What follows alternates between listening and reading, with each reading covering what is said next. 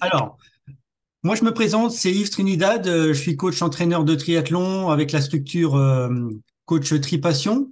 Donc, depuis quelques années maintenant, je pratique le coaching à distance et j'avais envie d'élargir un petit peu le champ d'action, même si je suis également, j'ai une petite préparation, un diplôme de préparateur mental.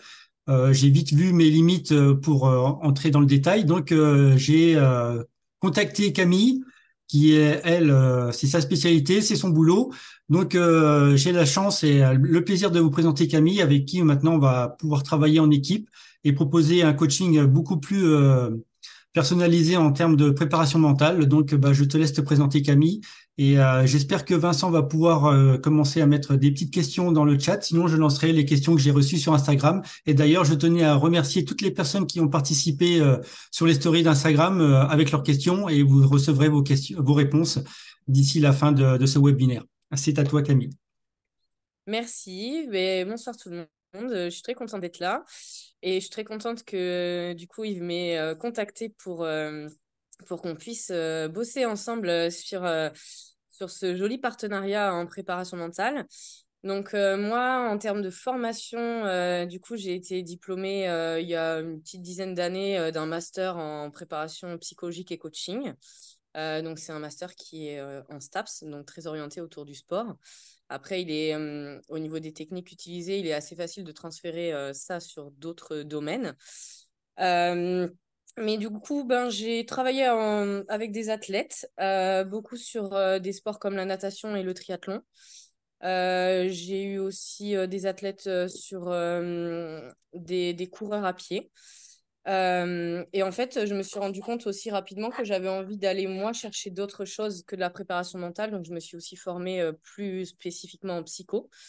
Mais c'est vrai que finalement, les outils en préparation mentale, ce sont vraiment des outils que j'utilise au quotidien, même dans des suivis que j'ai en psychothérapie aujourd'hui. Donc voilà, donc j'ai hâte de voir si du coup je peux vous apporter des réponses. Alors, Alors, c'est je ne sais pas si on timide. a eu la question de Vincent ou pas encore. Non, je ne l'ai pas. Donc, bah, je vais poster une première question que j'ai reçue sur Instagram. Je la mets également Allez. dans le chat, comme ça, tout le monde pourra la voir. Est-ce qu'il est utile d'avoir une préparation mentale en période d'entraînement? Moi, j'ai envie de répondre, est-ce qu'il est utile d'avoir une préparation physique en période d'entraînement? La réponse est en général oui. En fait, la préparation mentale, c'est pareil. En fait, la préparation mentale, ça va être un entraînement de qualité mentale. Donc, comme tout, il y a des choses qui vont marcher, il y a des choses qui vont moins marcher. Il va falloir les tester et les essayer. Donc forcément, il va falloir du coup les travailler à l'entraînement, il va falloir rentrer dans des routines d'entraînement et ensuite il faudra les tester sur des compétitions de travail pour pouvoir être vraiment dans une préparation mentale optimale le jour J. Donc évidemment, la préparation mentale, c'est pas juste appeler le prépa mental 15 jours avant l'échéance et lui dire là j'ai besoin de prépa mentale. Ça sert à rien. Donc, en fin de compte, c'est comme une préparation physique, physiologique ou autre. Le corps a besoin de plusieurs semaines pour intégrer des routines ou Alors, ou c'est c'est pas que encore le plus corps complexe. Alors, c'est pas que le corps a besoin d'intégrer les routines. Je dirais que c'est plus au niveau cognitif. C'est-à-dire qu'il va y avoir des transformations au niveau cognitif. Euh, je- il y a aussi besoin, effectivement, de digérer des informations, des prises de conscience. Il y a aussi besoin vraiment de déterminer quel type de travail il y a à faire. En prépa physique, il y a des tests. En prépa mentale, on peut aussi faire des tests. Mais finalement, c'est peut-être moins tranché. On va pas faire enfin, voilà, une prise de lactate. Il y a un seuil, il y a un seuil. En préparation mentale, c'est différent. Il y a toute une perception des choses qui est à prendre en compte. Mais par contre, il y a des stratégies, par exemple les routines pré-compétitives, qui sont hyper importantes à mon sens, pour avoir une stabilité et permettre une meilleure performance. Elles sont à travailler, à répéter et à tester. Parce qu'en fait, il y a des athlètes qui ont besoin d'une routine pré-compétitive d'un certain type et d'autres athlètes qui ont besoin d'une routine pré-compétitive d'un autre type. Et le but, c'est vraiment d'individualiser la prise en charge. Et donc, forcément, il va falloir faire des essais pour voir ce qui fonctionne, ce qui ne fonctionne pas. Donc, par exemple, sur les routines. Et après, ben, comme toute démarche, je dirais, la préparation mentale, c'est assez technique, mais il y a quand même une dimension très psychologique. Comme toute démarche psychologique, c'est un peu comme un oignon qu'on pèle, quoi. C'est-à-dire qu'on va arriver à une première couche, et puis finalement, on va avoir une deuxième couche, et puis en fait, ça demande du temps. Donc, c'est important de pouvoir, du coup, arriver à ces couches-là, parce que c'est là où le travail va vraiment être en profondeur et être pertinent. Ok, Voilà. très bien. Bon, j'espère que la personne qui a posé la question, je la retrouverai, je lui enverrai la vidéo de toute façon. Donc, je pose la deuxième question. Est-ce que la préparation mentale concerne tout niveau de pratique du sport? Oui, bien sûr que oui. Euh, je pense que de toute façon, la préparation mentale, avant tout, on parle toujours de performance tout le temps, ce qui est tout à fait correct. Mais en même temps, je pense qu'il y a aussi toute une dimension de connaissance de soi et de plaisir de l'activité, de bien-être dans la pratique, qui est souvent oubliée et qu'on travaille énormément en préparation mentale. Du coup, finalement, peu importe le niveau de pratique, ces dimensions-là, elles sont là tout le temps. Donc, à mon sens, c'est même pas que à mon sens, c'est sûr que oui, évidemment. D'accord. Alors, j'enchaîne, hein. Ouais, ouais, allez, allons-y, Voilà. allons-y. Comment faire pour tempérer des pulsions d'addiction de nourriture en phase de surcompensation, par exemple, quand c'est cruciaux pour la performance? Je ne sais pas si tu comprends la question. Alors, je pense que je comprends la question dans le sens où, du coup, les périodes de surcompensation, si j'ai bien compris, en fait, entraînent, du coup, une envie de manger. C'est ça Oui. un peu l'idée. Et OK. oui, c'est en phase d'affûtage avant une compétition. Et c'est un athlète qui m'a parlé que il m'expliquait ça un petit peu comment ça arrivait. Il avait tout le temps envie de manger pendant cette phase-là et il prenait énormément de poids et il se demandait si la préparation mentale pouvait empêcher ça. Ben, moi, je pense que oui. Mais je pense que c'est au-delà presque de la préparation mentale. En fait, là, la question, ça va être qu'est-ce qui se joue pendant cette période d'affûtage, en fait. Est-ce que c'est physiologique? Et est-ce qu'il y a quelque chose, du coup, qui pourrait peut-être être géré différemment? Ça, je sais pas. Ou est-ce que vraiment, c'est juste la perception de ce qui se passe qui, du coup, entraîne ça? Mais du coup, cette perception, elle est due à quoi? Donc, je pense que ça nécessiterait vraiment de creuser personnellement Hum. sur ce qui se passe à ce moment-là. Mais à mon avis, oui, il y a quelque chose à faire parce que c'est étonnant que surtout que la période d'affûtage, c'est pas la période où on prend du poids, quoi. Voilà. Donc, si ça se trouve, en fait, avec une préparation mentale, tu pourrais Ah, identifier si c'est physiologique ou autre, en fait. oui, c'est possible. C'est tout à fait possible, ouais. OK. Alors, une grande question. Donc, sur le Ventoux-Man, j'ai pris un coup de chaud avant une montée, avant la dernière grande montée. Il en a bavé fort. Le mental ça l'a aidé à surmonter cette montée. Et une fois dans la petite descente, je ne sais pas si tu connais le Ventoux-Man. Une Mm. fois qu'on arrive au sommet, il y a une petite descente pour arriver à un parking, pas un parking, un camping. Et c'est là où on court. Et dans cette descente, il s'est mis à pleurer parce qu'il en avait trop bavé au niveau mental. Et donc, il a quand même réussi à terminer, mais il se demandait si une préparation mentale pouvait anticiper et gérer cette situation avant qu'il n'y soit confronté. Alors, moi, je pense que oui, parce que du coup, déjà, il y a aussi travaillé sur la perception de ce qui se passe en Hmm. préparation mentale. Après, à mon sens, je pense qu'il y a aussi un travail de finalement la gestion peut-être d'hydratation et tout ça sur la course pour finalement ne pas arriver dans le rouge en bas. Hmm. Mais ça, du coup, c'est pas mon travail. Enfin, c'est pas mon travail dans le sens où c'est pas moi qui vais dire s'il faut s'hydrater ou pas. Par contre, grâce à la préparation mentale, on va pouvoir réussir à déterminer finalement tout ce qui s'est passé avant, quel état d'esprit il avait, et finalement, est-ce que c'est ça le facteur qui a déclenché ça ou pas? OK. Voilà, donc ça permet de déterminer finalement ce qui s'est passé et sur quoi est-ce qu'il y a vraiment à travailler parce que finalement, cette situation, elle est complexe, ça engage sur plusieurs choses. Parce que finalement, le fait d'arriver déjà cuit, ben finalement, il y a déjà aussi le physiologique qui va prendre le Hmm. pas. Donc oui, le mental a pris le pas pour finir, Hmm. mais du coup, finalement, finalement, c'est bien. Enfin, on pourrait dire que c'est bien, mais j'ai le sentiment que dans cette question, il y a quelque chose qui pourrait être perçu comme problématique dans ce fait-là. Hmm. Je sais que j'ai déjà eu un athlète qui m'a dit, mais en fait, moi, j'ai l'impression que j'ai pas de limite et presque ça me fait peur parce que j'ai l'impression que je pourrais aller trop loin. Et ça, c'est Pour ta effectivement, santé? ouais, trop loin pour la santé. Et du coup, effectivement, c'est des questions qui sont légitimes, surtout sur les sports d'ultra-endurance. Et finalement, c'est, ben voilà, moi, en tant que personne, finalement, c'est plus que l'athlète, parce que là, on ne parle pas que d'athlète. C'est Hmm. moi aussi, en tant que personne, comment est-ce que je vis les choses et qu'est-ce que je suis prêt à faire et qu'est-ce que je suis prêt à vivre, finalement, dans ce sport. Ça soulève toutes ces questions-là. Ok. Donc, bah, moi, je vais profiter de cette question pour rebondir sur le fait que on est beaucoup, en tant que, comme on connaît pas, on n'a pas de préparateur mental. En fait, on est confronté à lutter mentalement contre des difficultés diverses et variées, hein. On est dans le dur et là, on se dit souvent, on a fini au mental, comme l'athlète là. Ouais. Est-ce qu'il ne serait pas possible, et ne serait-il pas possible, avec une préparation mentale adéquate, d'être dans un état de mental justement très très fort avant même d'être en difficulté, de se mettre en difficulté? Je sais pas si je suis clair. Oui, je pense que tu es clair.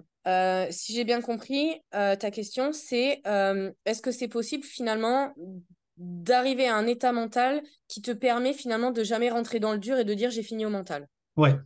En gros, c'est ça. Dès le départ, on n'est pas mal, on n'est pas en difficulté physique, pas en difficulté mentale, physiologique. On est très bien et on est pourtant déjà dans un état mental on est surpuissant quoi, en gros.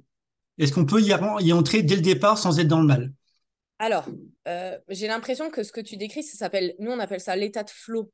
Hum, C'est l'état optimal de performance. hum, Donc, c'est-à-dire que, alors, l'état optimal de performance, il ne s'atteint pas que par la préparation mentale, il y a plusieurs facteurs qui sont réunis, mais c'est du coup quand tout a l'air facile et que tout se déroule parfaitement. hum. Mais ça, en fait, ça arrive pas souvent dans la saison. Et je pense que malgré une préparation mentale, je pense que finalement, les courses où on dit on finit au mental, en fait, elles sont super importantes parce qu'elles permettent d'aller travailler et de comprendre des choses qui permettent, par exemple, en général, on a quand même un plus gros objectif dans la saison. Ces courses-là, moi j'appelle ça des courses. Alors, il y a des courses de travail, il y a des moyens objectifs et des très gros objectifs. Euh, Ces courses de travail et ces moyens objectifs, ils permettent vraiment d'aller travailler sur certaines choses pour arriver à cet état où, effectivement, mentalement, tu es déjà très fort avant le départ. Mais ça, Hum. c'est pas possible à chaque fois, à mon sens. Peut-être que si, mais pour moi, non. Parce qu'il y a trop de choses qui rentrent en jeu. Et puis en plus, c'est impossible d'être. C'est comme si on disait, ben finalement, on est hyper performant sur chaque course. Ok. Et c'est pas C'est possible. impossible. Non, c'est impossible. Tu peux jamais être à ton meilleur niveau sur chaque course de la saison. C'est impossible. Au meilleur niveau mental, c'est possible? Et ben, non, moi je pense qu'il y a forcément des courses où il y aura un mental qui sera moins bon. Ok. Parce qu'il y a plein de facteurs. Parce que, je sais pas, dans la semaine, il s'est passé quelque chose. Parce que Hum. avant la course, on a croisé quelqu'un. Parce que après, par contre, le travail en préparation mentale, il va permettre finalement de diminuer ces facteurs extérieurs qui viennent perturber l'état mental. Ok. Mais ça ne veut pas dire que... Et puis déjà, ça veut dire quoi être fort mentalement? Parce que finalement, finir la course en mental, c'est aussi être fort mentalement. Oui. Donc finalement, un échec sur une compétition, entre guillemets échec, où on se dit on a fini au mental, on est complètement rincé et fatigué. Finalement, on peut s'en servir avec un préparateur mental. Le préparateur mental peut s'en servir, lui, pour augmenter son niveau mental, on va dire, et éviter que ça arrive trop vite ou en tout cas qu'il soit plus fort, qu'il puisse gérer cette situation plus facilement.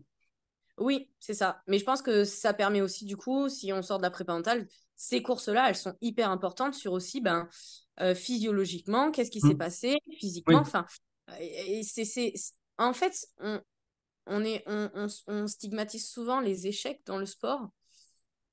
Si tant est que ce soit des échecs, Mm. euh, j'ai envie de dire qu'on pourrait mettre d'autres mots. Mais en fait, finalement, ces moments-là, ils sont hyper importants. De cette... Après, il a éjecté tout le monde, Ok. le machin. On est revenu. Ah voilà. Vincent, je t'ai Ah, fait, super.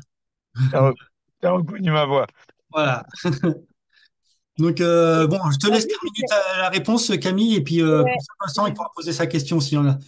Ok, parce que j'étais en train de dire un truc super important en fait. Bah oui. J'étais en train de dire que finalement, ce qu'on perçoit comme un échec, enfin moi je dis toujours que en fait, c'est dans les moments difficiles qu'on va réussir. Bon, c'est pas pile dedans, hein, un peu Mm. après. Les moments difficiles qu'on va réussir à apprendre et du coup à avancer. Et que c'est vraiment dans les moments où on est dans le haut qu'on va pouvoir se renforcer. C'est pas quand on est dans le haut de la vague qu'on apprend. C'est quand on est dans le bas de la vague. Mm. Et finalement, le fait qu'il y ait le haut de la vague, il va permettre de se renforcer, de digérer ce qui s'est passé. Et finalement, le creux de vague suivant, ben, il sera traversé de manière différente. Et donc, en fait, ces situations d'échec en course, ils sont difficiles à vivre sur le moment.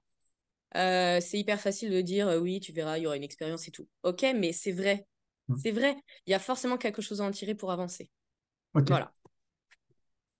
Est-ce que Vincent, tu as une question? Parce que j'en ai une cinquième, moi, mais tu es prioritaire, hein, tu es là. Donc, si tu as une question, vas-y.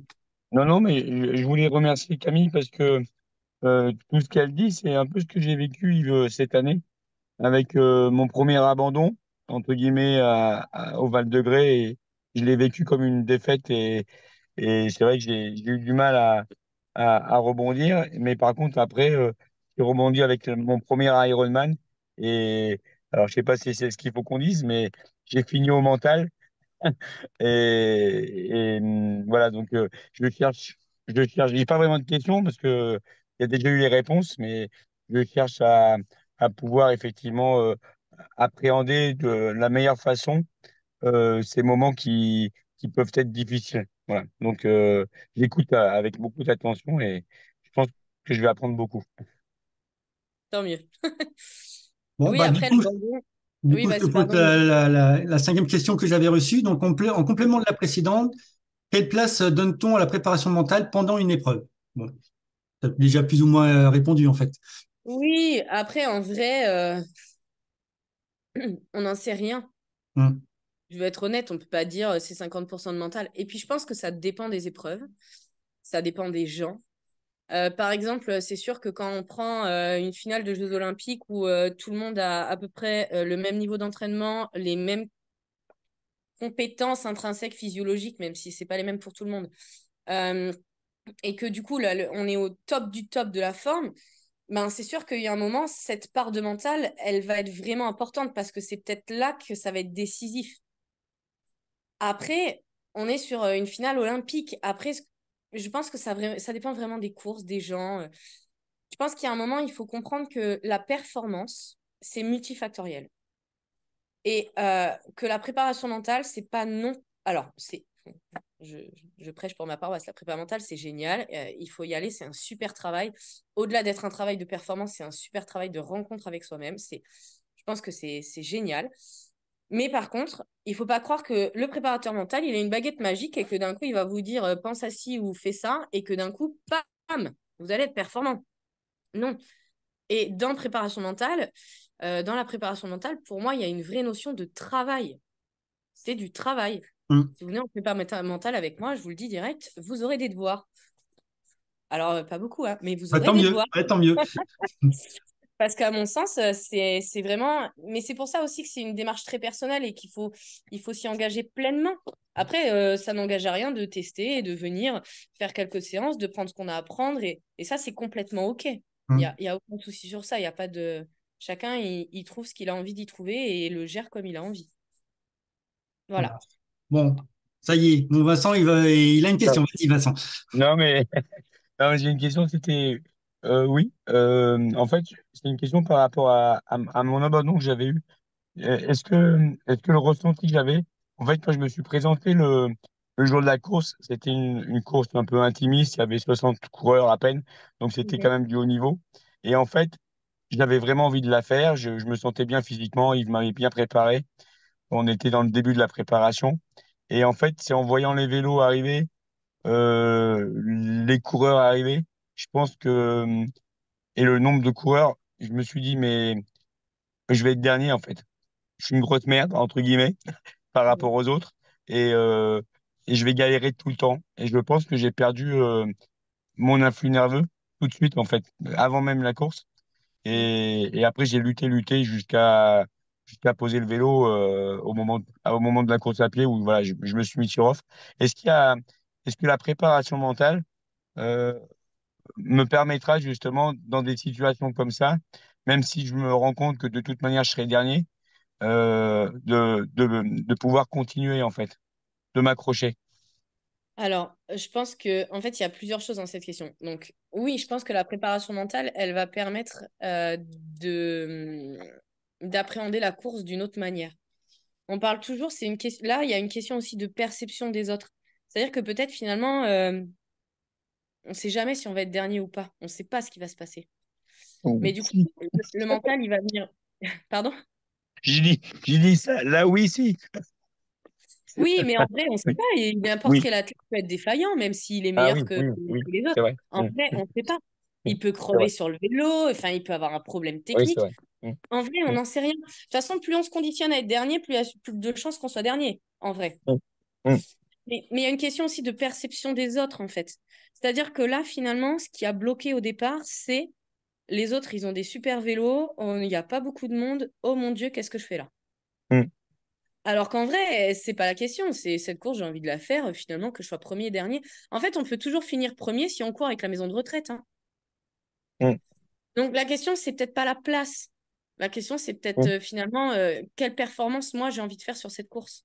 Et finalement, quel repère intrinsèque que je me donne pour savoir si je suis dans ce que je suis capable de faire et dans ce que j'ai envie de faire, ou est-ce que je me compare juste. Moi, si je vais courir avec ma grand-mère, je suis hyper en forme. Si je vais courir avec Usain Bolt, bah mon Dieu, je suis dernière, quoi. C'est une perception de l'environnement et c'est super important en fait D'accord. d'avoir conscience de ça. Voilà. Ouais, d'accord. Ok. Ouais, j'entends. Bah, Et c'est en fait, là-dessus qu'il faut que je travaille. comment? C'est là-dessus qu'il faut que je travaille alors. Ouais. Bah, Parce que bienvenue. j'ai pas, ouais, non, mais avec grand plaisir. Parce qu'après, j'ai fait l'Ironman, mais il y avait plus de monde et j'étais effectivement dernier. Mais en fait, j'avais pas eu la même sensation en fait. Et, bah, on était deux, trois à la fin, on s'entraidait et il n'y avait pas cette solitude que j'avais ressentie lors de la course de mois de juillet en fait. Voilà. Ouais. J'ai su me transcender, chose que j'ai pas su faire précédemment. Ok. Bah, du coup, finalement, cet abandon, il a été, bah voilà, il a été une expérience. Oui, oui, oui, ça, oui, c'est Il a vrai. été une expérience. Mm, Mais mm, en fait, dans les sports, alors, je connais pas tous les sports, mais c'est vrai que souvent, il y a une question de matériel. Et on a toujours l'impression que le mec qui a le meilleur vélo, c'est lui qui va être le plus fort. Alors qu'en vrai, finalement, on peut avoir le meilleur vélo du monde. Si on n'est pas prêt, si mm, on a moins de qualité intrinsèque, finalement, ça veut rien dire. Et mm. en fait, les athlètes sont assez focus sur ça, ce que je comprends, mais finalement, ça apporte rien, à part de la charge mentale, en fait. Ouais, ok. Mm. Donc, c'est important aussi de se dire, finalement, ce qui fait l'athlète, c'est pas l'extérieur, quoi. Et c'est Et tout, possible de se mettre dans sa bulle, en fait, de bah se oui. créer une bulle. Ah, mais complètement. D'accord. Ça se travaille dans des routines. C'est Ok. quelque chose qui peut largement se faire, ouais. Ouais, ouais. Ça, c'est un truc qui peut tout à fait se faire, hein. Donc, ouais, D'accord. la Ok. prépa mentale, Bah, je vais revenir vers vous. ça marche, avec plaisir. Donc là, ouais, elle répond en plus à ta question que tu me posais hier sur le fait que toute la préparation du matériel les jours précédents et peut-être même la veille de la course, ça engendre une charge Charge mentale. mentale. Mm. Et ben, en fait, les routines qu'elle pourrait proposer, Camille, pourraient justement te décharger un petit peu cette charge mentale pour te arriver beaucoup plus frais mentalement le jour J, quoi. Mm. Mm. Oui, Ben, Mm. oui, vas-y, pardon, Vincent. Non, non, Camille, vas-y, non, j'allais dire que c'était surtout par rapport aussi à ce que disait Yves, parce que hier, on en a discuté. C'est vrai que avec le voyage, bon, les courses sont relativement loin avec le voyage. Il y a la pression voilà, il y a plein de pression finalement.